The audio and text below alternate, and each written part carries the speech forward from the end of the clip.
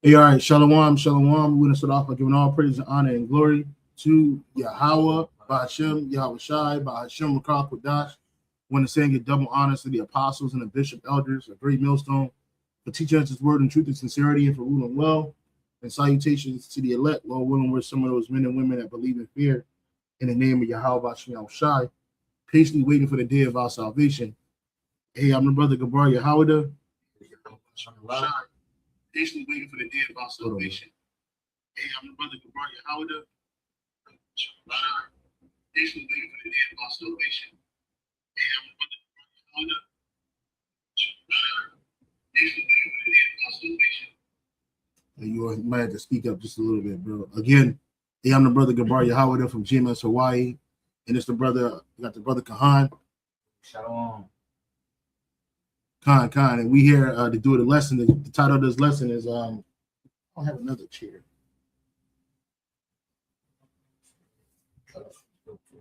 Yeah. Today's lesson is entitled "Slavery Still Exists in America, Hidden by the Fine Print." And it's really not any fine print. It's the 13th Amendment, right? Slavery, as we knew it, chattel slavery was reestablished as penal punishment and captivity in America, right? And so you have this guy right here, this Uncle Tom, like this coon, this guy right here, he's some type of politician, and you're going to hear what he says. And this man says that slavery is over, but it came out this week in a court case. These men were accused of killing, they're convicted of murdering a man in Florida, and the guys are still relatively young. And so one of the guys, his defense was, he shouldn't be put to death. He should be given life without parole. And so they brought in a former warden of the Florida prison system, and he basically was trying to coerce the jury to say, look, this guy, he's young. He hasn't. Well, you're going to hear it. He's young, and he has something called sweat equity, right? Sweat equity, right? Because there's equity. Esau's pulling all the equity out of us in this world. And on top of that, we're in captivity as a nation. This is not our homeland, right? These ways that these heathens have taught us are not our ways, right? We're subject unto them. So that's captivity, right? So that's slavery. You got it, bro. Bring it up. Jeremiah 50 and verse 33 says, "Thus saith Yahweh by Shema Shai, power of hosts, the children of Israel and the children of Judah were oppressed together, and all that took them captives held them fast. They refused to let them go." Bring it up. Right. And when we speak about, Esau still practicing slavery, man, it's mostly towards our people. The jail system. What is it that they call it? The prison industrial complex. It's designed to keep the so-called Negro, Latino, and Native Americans in a loop of, serving time, getting out, not being able to get a job or get back on their feet and resort to crime, and then back again into the prison system, which, as you're gonna hear, is free labor pretty much for Esau. And that's called a recidivism rate, right? They have something called a recidivism rate, right? What does a recidivism rate mean? It says derivative rate.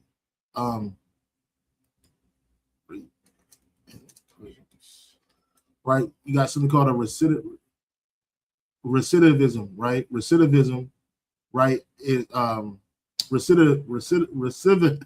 recidivism rates, the rate at which people return to prison, are a key, albeit high, statistic in the U.S. criminal justice system. Data shows that within 3 years of release, nearly 2/3, 66% to 68% of former prisoners are rearrested, and over 50% are reincarcerated. So here it is, and that's because what they do is they basically take your ability to live, and then so they keep you in this state of chattel. So you really got to live on the fringes of life to make it, like Jake had to do when we got out of captivity. I mean, when we got out of chattel slavery in America. So they create this recidivism rate to keep you back, like the Quan said, to keep you going back and forth in the system. You got it, bro. I wrote recidivism rates in U.S. prisons for Negroes and Latinos. It says blacks and Hispanics individuals in the U.S. prisons experience higher recidivism rates than white offenders. Yep. Research shows that after 5 years, which research shows that 5 years after release, 81% of black offenders and 75% of Hispanic offenders are rearrested. And that's because they're the children of Israel, right? It's not only because of the curses, but our enemies, they overly oppress our people, right? To keep them in that loop, to keep them in that loop of prison. It's a continual workforce. So whenever they have a turnover, and that's why they give lengthy time sentences in prison systems, particularly to our people, because what they really truly want is you back in slavery, right? And now they want to put you on a digital slavery, not just the people that's in prison or in the military, but even the average citizen. Now you're gonna be in the digital slavery. So slavery is here. Don't listen to these big musclehead fools. You got it, bro. It says other data shows a 5-year rearrest rate of 79% for black prisoners and 67% for Hispanic prisoners. And that's a high rate. So they already guarantee that you'll be back in prison, because they'll put you on probation or parole. In the slightest mishap, you're right back in there, right? If you want a tether, right? Because that's all incarceration, because there's different levels of incarceration. So they be calling you on your tether, asking you all these questions: where you at, what you doing. They don't let you leave the state that you're in. That's prison. That's slavery, right? You couldn't leave the plantation unless you had paperwork to get off of that motherfucker, bro. If you got caught outside the plantation, it was a problem, right? That's what that was. So you got Jake here, that so-called make it in society, but how do they make it? They got to get that precept where it says seek is not why seek is love, why trimmest thou ways to seek love. You got Jake out here trimming their ways to seek love to be accepted by the so-called white man, and they say shit like this. On the left too, as we shift toward this reinvigorated talk about Jim Crow, the past of this country, and as someone who is a direct descendant of a slave, as someone whose great-great-grandfather was born on a plantation, I can assure you, slavery is over. Jim Crow is dead. When I go anywhere, I don't see any white-only signs. I don't. I promise you. So what? That was in the South. That was something to keep Jake segregated, to let you know if you could read, and you didn't even have to read. It was just known knowledge. Hey, Edomites go over here, Negroes and Latinos go over here. Even now, they still have those signs. It's just that they're not literal signs, but they're economic barriers. Yep. That you so-called Negroes, Latinos, and Native Americans, you Israelites, you can't enter, man. Yep. There's golf clubs that just entry fees are $1 million. Yep. How are you gonna enter there? You cannot. And that's whites only or heathens only. Yep. You got to be invited, and they ain't inviting you, right? Even if you're a bootlicking Negro, they still ain't inviting you, man, because you don't see whites only signs. You think Jim Crow is over. There's something called Jim Crow by Another Name. There was a good book, Jim Crow by Another Name, right? Yeah, it was written by, I want to say,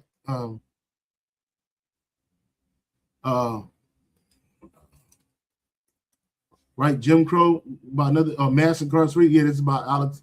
I remember her, right? Michelle Alexander, the new Jim Crow, mass incarceration in the age of color blindness, right? Michelle Alexander argues that the U.S. criminal justice system acts as a contemporary system of racial control, rebranding racial discrimination as a felon label. It details how mass incarceration creates permanent second-class status for black men, replacing traditional Jim Crow laws. So you have a whole system that's set up to basically keep you at the bottom. And don't look at the few guys that you think rose to the top, because you don't know how he got there. This dude is compromised. He loves the so-called white man. That's the reason why he don't got a beard on his face. He don't got a mustache. He put the razor to his head, right? He got the dick on his neck, the so-called tie. He got the suspenders because he loves the so-called white man and his system. So this man will say things like, slavery doesn't exist because what? I don't see a Jim Crow. I don't see a white only sign. Well, you don't got to see whites only signs no more. You got other signs, right? No felons allowed. We don't hire felons. And automatically, if you're a so-called black Latino man going for a job, they automatically think you're a felon. They're gonna run your record, and yep, you got it, bro. High credits, all that stuff. Yeah, your credit score, all of that shit. Your credit score is a racial too. You can look that up. Or do credit or is racial bias? Does racial bias play a role in credit scoring in America? Right. I can assure you, slavery is over. Jim Crow is dead. When I go anywhere, I don't see any white-only signs. I don't. I promise you. I am a black man that represents a white majority district in Texas. The great-great-grandson of a man born on the plantation stands before you today as a proud conservative Republican. And they want you to believe that, look, you can make it. I'm a great-great-grandson of a proud slave. He's proud to be a slave. That's why the scripture says this. Before you get that, it's the book of Isaiah. Is it Isaiah? I mean Jeremiah 2:15. Jeremiah 2:15. It said 2:14. Is Israel a servant? Is he a homeborn slave? Why is he spoiled? Because we're not supposed to be that. We're not servants to these heathens, and we're not slaves to these heathens. But why are we spoiled? Because we broke the law, statutes, commandments of Yahweh Shem Shah. Therefore, our enemies, they taken over us. They oppress us. The young lions roared up upon him. Who the young lions? Esau and other nations. And yelled, they made his land waste. His cities are burned without inhabitants, man. So, Jake think that like being a servant and a slave is, man, I represent a so-called white district, right? I'm a conservative black man, a former slave. So he's like the what you call that? The story, he's like the kid that could, or the kid that did, right? Out of all these millions of so-called Negroes running around here, and this dude gets because he over a so-called white district, which they're trying to get this nigga up out of there anyway, right? He thinks that it's all good. Slavery is over. We won. We don't need reparations. Look at me. I'm a senator. I'm a district leader. I'm a councilman. You got something, bro? No, but you asked me to write on it. Yeah. I wrote off. Is racial bias, or does racial bias play a role in credit scores in America? And it says, yes, racial bias, and more significantly, the legacy of structural racism play a major role in credit scores in America.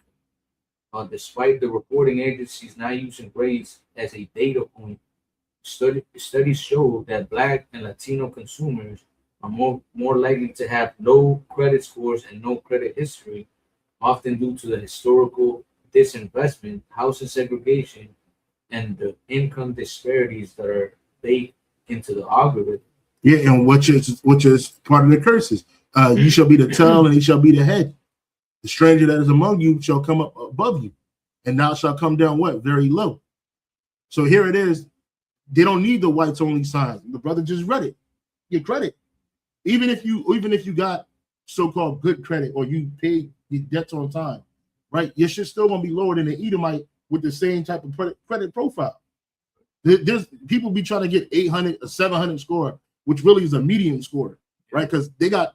Let's see this. How high does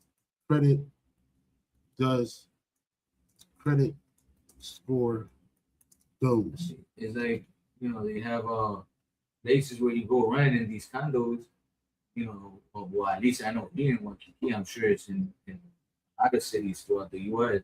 You have to have a high credit, like 750 and above. Yeah. And then you have to have triple the income of the rent. So it's like, is that not a fucking sign for you? Yeah, that's a sign for you because the majority of Jakes don't got that. Hell. Majority of Jakes got a 32 credit score, a 400, a 500, a 6. They ain't making that type of money. Nah. These condos looking into the ocean, in Ala Moana and shit, Bro, I worked in some of them, and they're paying like $25,000 rent.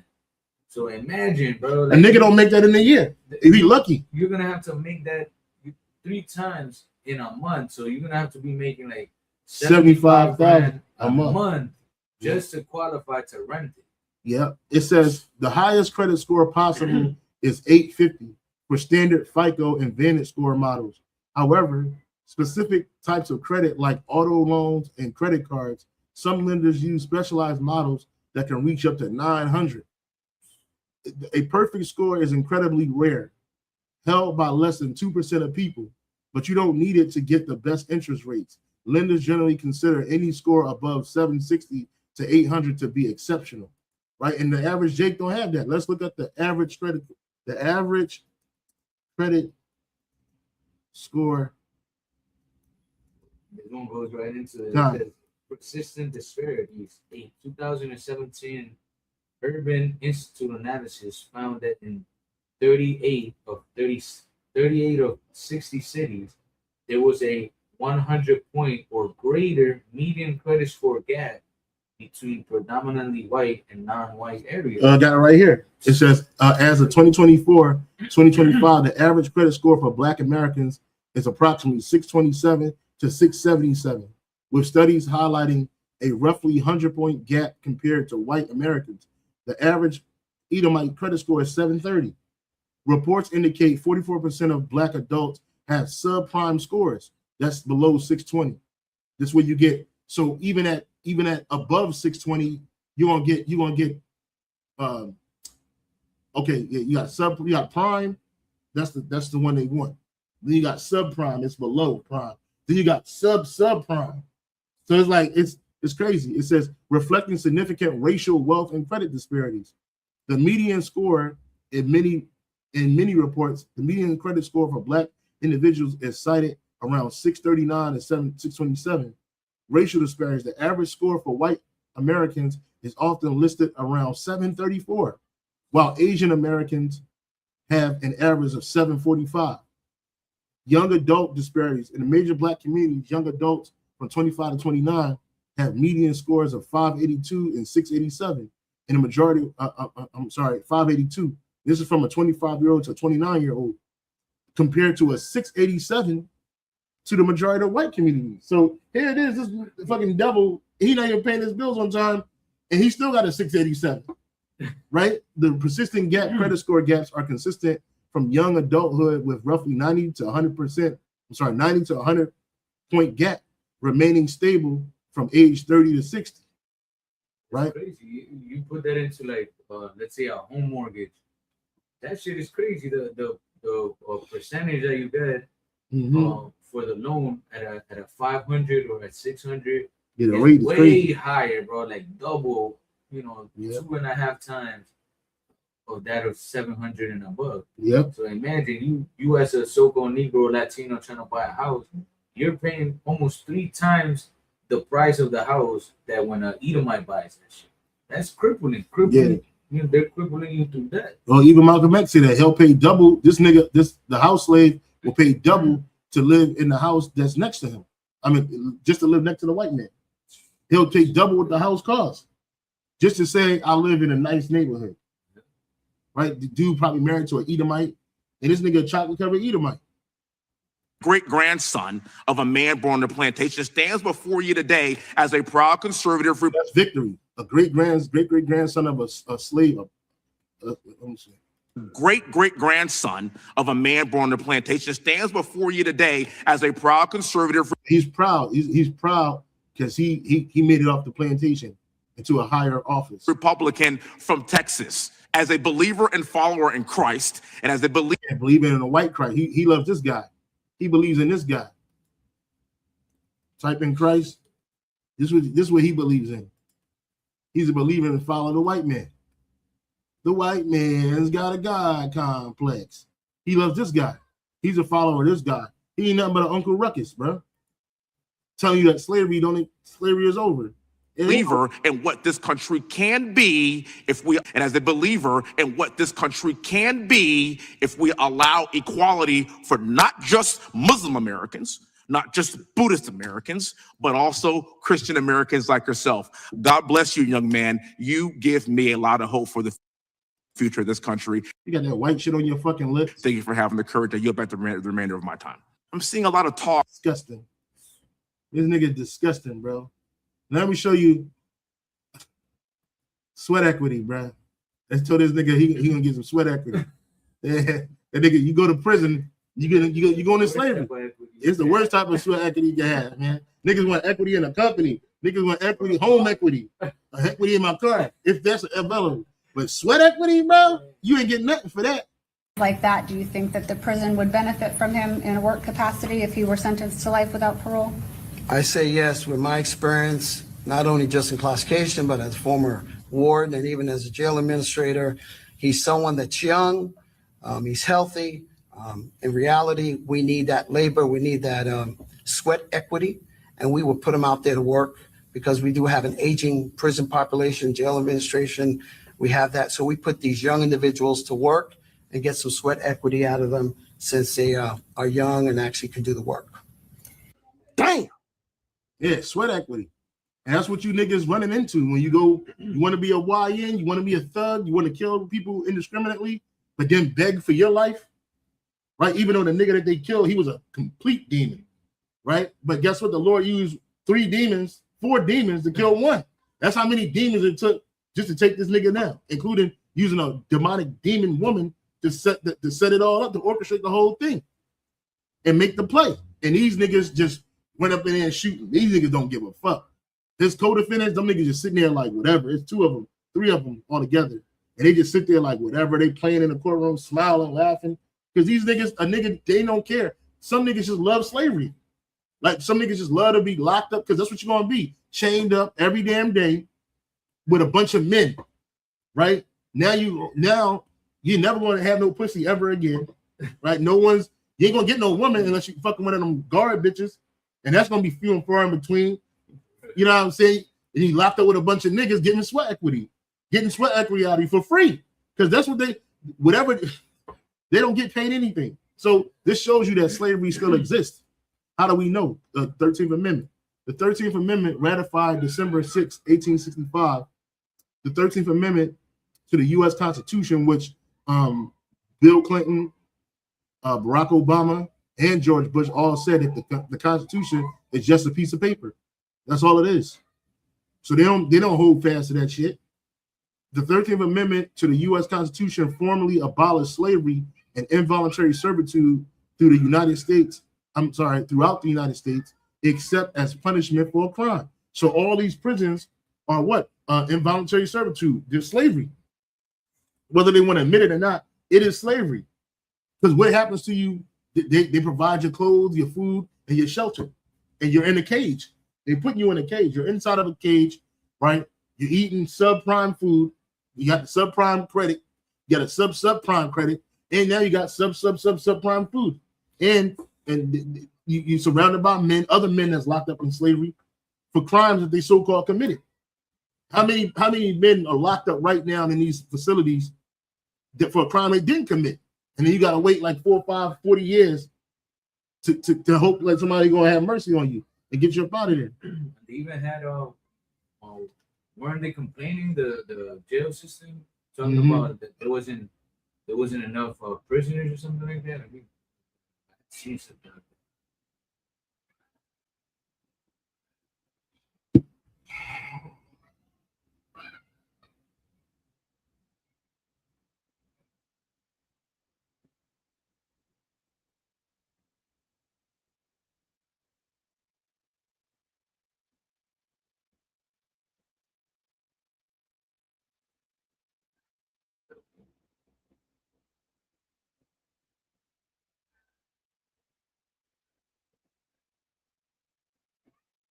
Yeah, it says reports of prisons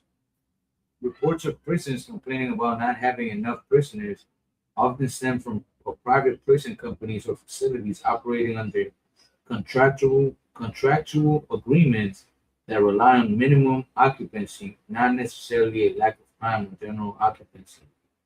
Or minimum occupancy contracts. Some private prisoners contracts include clauses that guarantee a minimum number of inmates. If a state doesn't provide enough inmates, the state may still have to pay, as if the prison is full. But yeah, so they're counting, on Jake being incriminated to make that money, man. That's why we read the scripture that he refused to let them go. This is why Esau goes out there just looking for Jake. Just give me any reason, and I'll put you in jail. And that's why they don't show no mercy on Jake, man. Mm-hmm.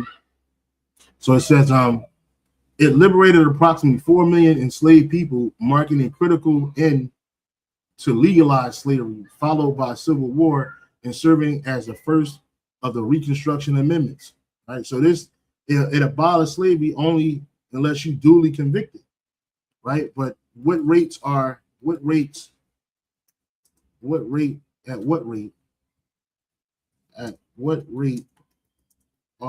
Black and Latino people convicted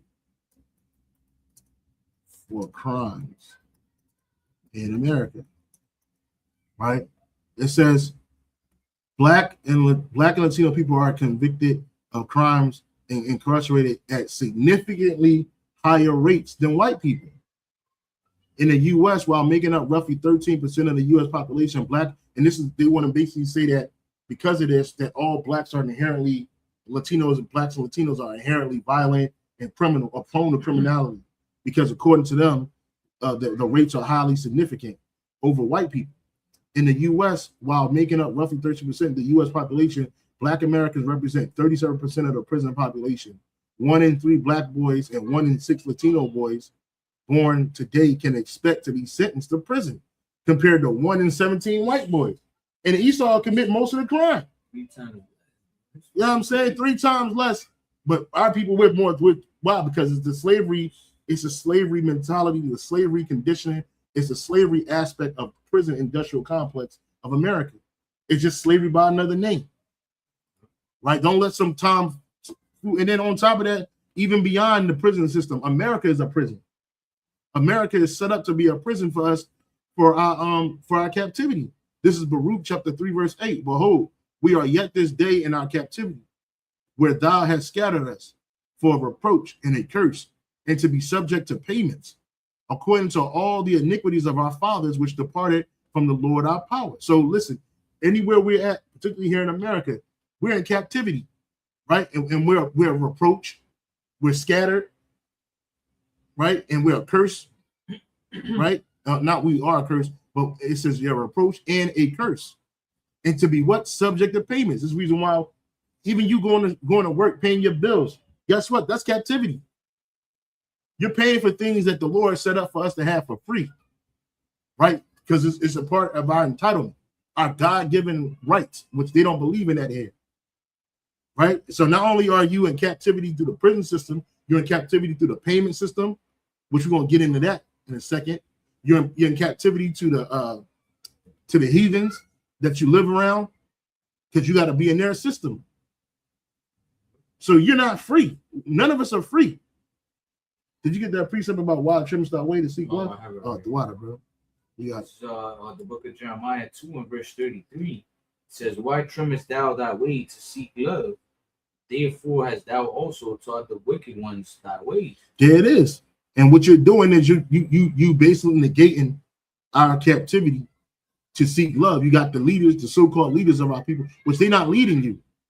This dude, he's following the so-called white man. He's a non-threatening black man, so-called black man. He's not even black. Skin's brown. They want you to be non-threatening, right? Because he wasn't one of those 1 in 6, 1 in 3? I'm sorry. He wasn't one of those 1 in 3 so-called 1 in 6, 1 in 3 so-called black boys put in prison, right? He wasn't one of them. 1 in 3. 1 in 3, bro. So you count 3 black men, somebody has experience with the prison system. And you count 16, you count 6 Latino boys. One of them dudes done been in and out of the system or had a run-in with the system. But you got to search hard and wide for an Edomite that went to prison. 17, I gotta go through 17 Edomites just to find one, and they run the biggest gang in the prison system in America. The white supremacist groups up in prisons. Edomites commit some of the most heinous crimes, but yet they're sentenced. They're never in prison. Sentencing. Well, that's why. Real quick, Psalms chapter 73. Thought I pulled it up. Psalm 73. I'm slacking, brother. You have something? No. Now, this is the book of Psalm 73, verse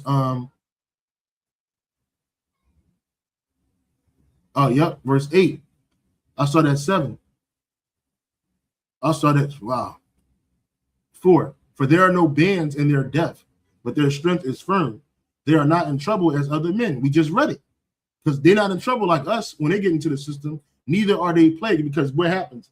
Even when you get into the system, say you're guilty or innocent, you're already there's a stigma on you because of what you look like and your so-called nationality or ethnicity in this world. So even by then, there are already racial biases playing against you before they even hear your side of the story. You know? Trump's ex spiritual advisor, that motherfucker got caught on molesting girls and shit. And he only served like 6 months in prison. 3 months. He only did half of that. And what happened with the Central Park Jakes? Oh yeah, that was supposed to be raped a woman. They Central Park 5 years, man. Like, yeah. the fuck? And they incurred more crimes because they were inside a penal system and they were being accosted and fucked over, and they had to wait to get out. And then Trump said he wanted them to be executed, and they didn't have nothing to do with it. The real killer of the Central Park jogger, right? Well, she was a liar too, but she came out and said she lied, but she didn't take it back. And she didn't serve prison. Nothing. They're not in trouble like other men.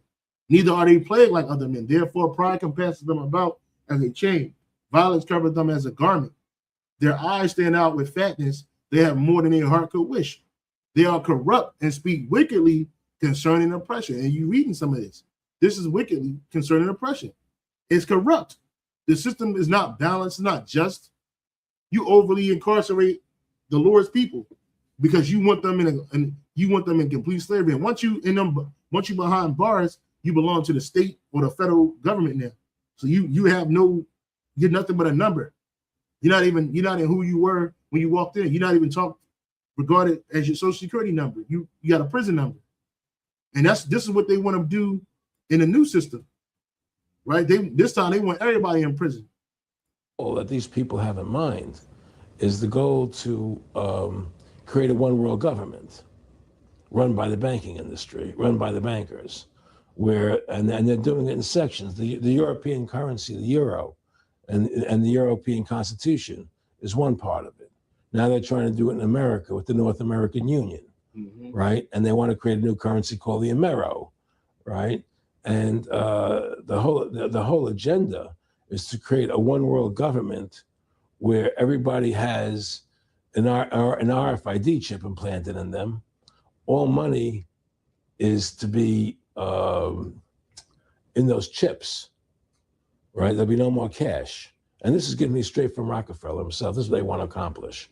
And all money will be in your chips.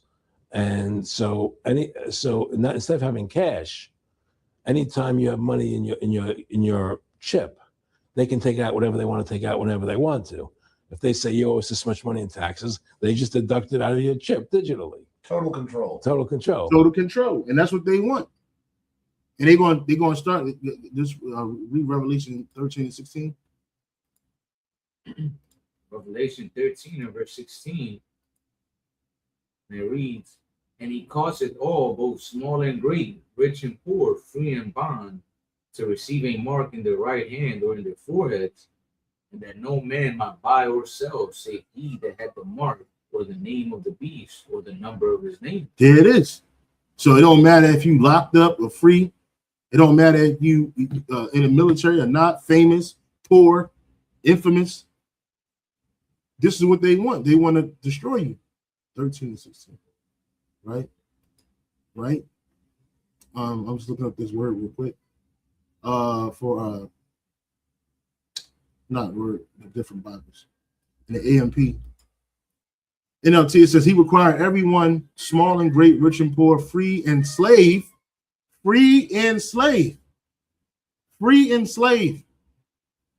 prison system is slavery, man, to be given a mark on a right hand or on a forehead. Also, he compels, in the AMP, also he compels the small and the great, the rich and the poor, the free man and the slaves to be given a mark on their right hand or on their forehead, signifying allegiance to the beast. Right? See, and this is what they want. So we still in the system of slavery, right? Just because it's not chattel, don't mean that it ain't slavery. We still locked up. We still here. We ain't free. We ain't free at all. Right? We only free in Yahweh Shai. Right? Because we in the truth. You got something, brother? Well, I wrote, when can we expect a total digital economic ledger? And it says, a comprehensive global total digital economic ledger, often conceptualized as a unified blockchain base or a tokenized infrastructure, is not expected as a single sudden event, but rather a transitional shift likely to reach a critical inflection point between 2026 and 2030. So we're there, we're at the point where ESO is already, putting this in legislation, the adoption of the digital world is already happening real time, man. The tokenization of assets, everything is gonna be digitalized, man. Right? Yep.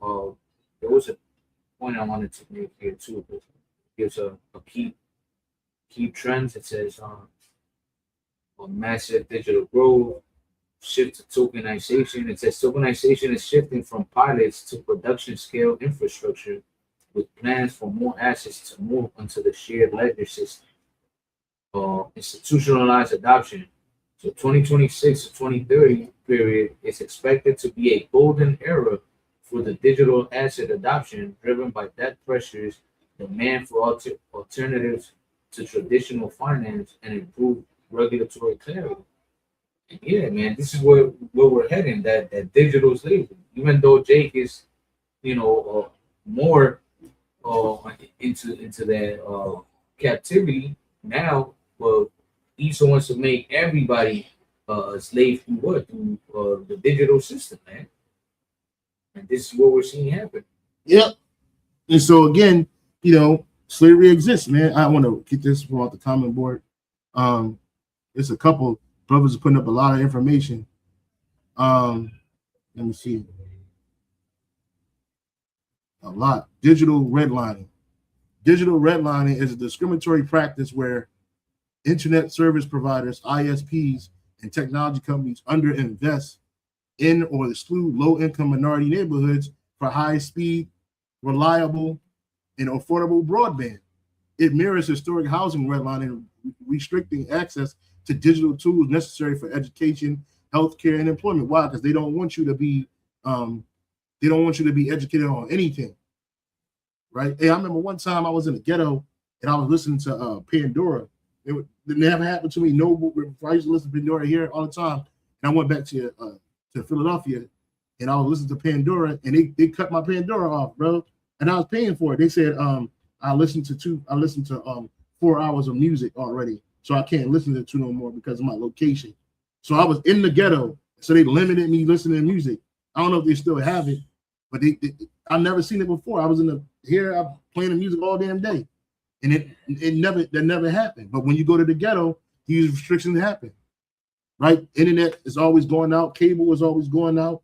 You're like, what the fuck's going on? People are like, damn, the cable's off again. Wait a minute, I paid the bill. What's going on? Because when you live in these so-called, when they say underserved or undereducated or underemployed, those are just different words for Black, Latino, Native Americans, bro. And they don't even talk about GAD because they ain't even got this on their plantations. It says the term redline originated in the 1930s when the U.S. federal government Homeowners Loan Corporation created residential security maps for hundreds of cities. It says the red areas, neighborhoods with high concentration of racial ethnic minorities, particularly Black Americans, were outlined in red, deemed as what? hazardous and declining. But they were declining on purpose. White flight, y'all took all wealth. You didn't want to live next to Jake. But Jake was being pushed into these densely populated areas. And they said it's hazardous, which when you do go to some of these neighborhoods, it is hazardous, but it happened over time. It wasn't an overnight thing. And now Jake is on autopilot with the wickedness. So it had you thinking that like, oh, this is how they all be. But you either might set it up this way. You make the system set up like this. You make destruction accessible to our people via your witchcraft, which is your music, your media industry, right?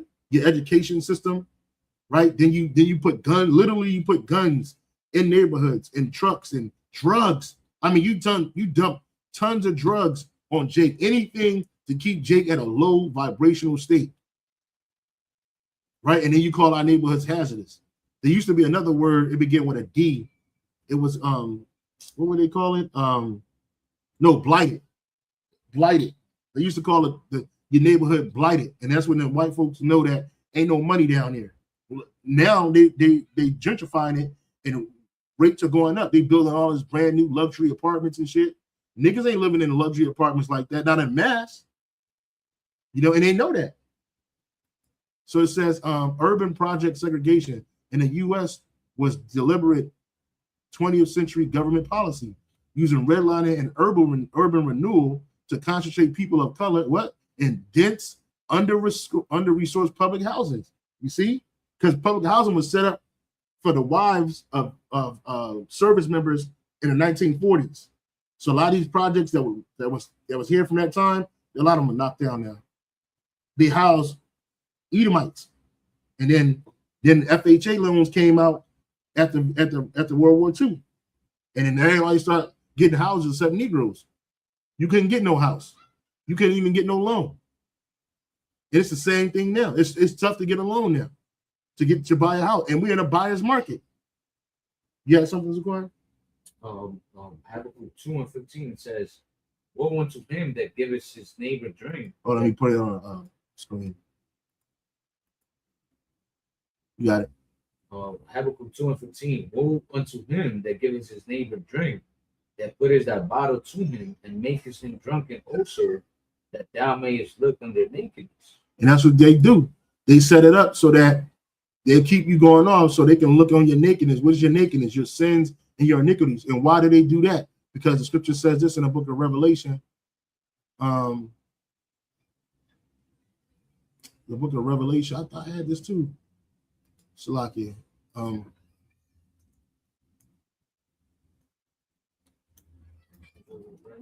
Yeah, it's in 12, Revelation 12 and 12 and 10.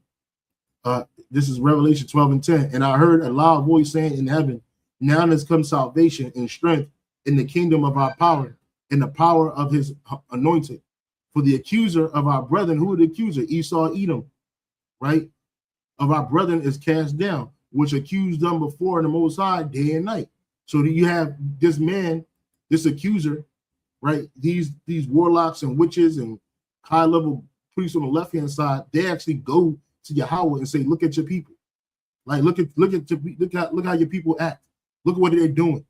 They're killing each other, they're sodomites, they're whores, they're rebellious, right? They're thieves, they're liars. What do you say? But you put all that in the hood, you make that shit glamorous. They make killing somebody like it's just going to the store. Right? You look at all these movies and all you see is guns and blazing.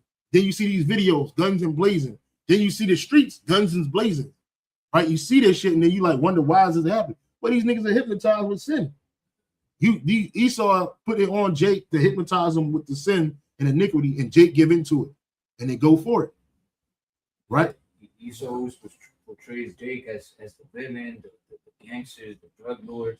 They never exalt Jake in there. And, well, obviously they control the entertainment industry, but they'll never have Jake as a role where he's the wise man. I mean, they have it here and there, but not, they're always the villain, the gangster, the ones that's committing wickedness all the time. And niggas like them. Just like when Tony Montana came out in that movie, I forget the name, Scarface. Yeah. Niggas wanted to be Scarface. Niggas wanted to have a mountain of cocaine, the baddest women, a big ass house, saying the world is yours. Niggas had the Scarface poster in their room, right? Looking at the poster, you know, and this nigga's acting. This Al Pacino, he's acting. Like this nigga's acting, but you know, whatever. You know what I'm saying? This man, it's the devil, man. He's Satan. Right? You wonder what makes him Satan. This is the adversary. He's the adversary. That's what that word Satan means. Right? The accuser. I want to go this word. That word there is kategorio. Strong's G 2723. Categareo. Categareo. Which is to accuse before a judge to make accusations. And that's what Esau is doing. He's making accusations against us to the Most High. But guess what? He's going to be taken down. Yes, son, bro? Yeah, this man's going to be taken down. So, yeah, man, I came across this topic, and I was like, yo, man, nigga, what you talking about, man? What you talking about, Willis? Right, slavery is over, Jim Crow is dead. Neither one of these things are factually true. It's just by a different name. And just because it's by a different name don't mean that it's not still here, because it is.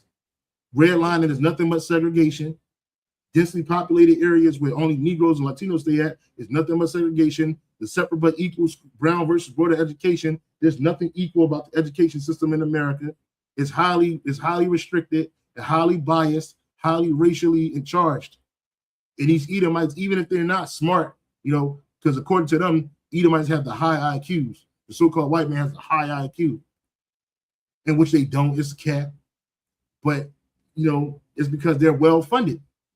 That's all. And this is a well-funded space to be a slave. You got the managerial class, and you got the underclass, and then you got the upper class. That's what you have, right? And America is separated in that system. And just because one Negro pops up above the rest, this nigga was propped up. You don't become a politician unless somebody get behind you, including the small hats, which he was defending the small hats, right? The white man had to get behind this nigga, and he had to be as less threatening as possible and goofy, right? He had to let this nigga hit the nigga. You can tell he shaves his beard out. I can see the outline of his beard right here. He shaves all that off, and he shaves his head because he might got the George Jefferson going on, and he thinks that's sexy. Right? Oh yeah, I'm getting up. I'm going. I'm out. Good job. Right? But nigga, you a slave, nigga. You got anything else, brother? Hey, so with that, man, we hope you're edified. We're gonna give all praises, honor, and glory. Salakia. I think I might have X'd out. Oh no. Okay, again, we want to give all praise, honor, and glory to Yahweh, by Hashem, Yahweh Shai, by Hashem, Karakadosh. Want to say and give double honor to the apostles and the bishop elders of Great Millstone for teaching the word in truth and sincerity, and for ruling well, and salutation to the elect. Keep pushing, keep striving. And we almost out of here. Hey, shalom, brothers. Shalom.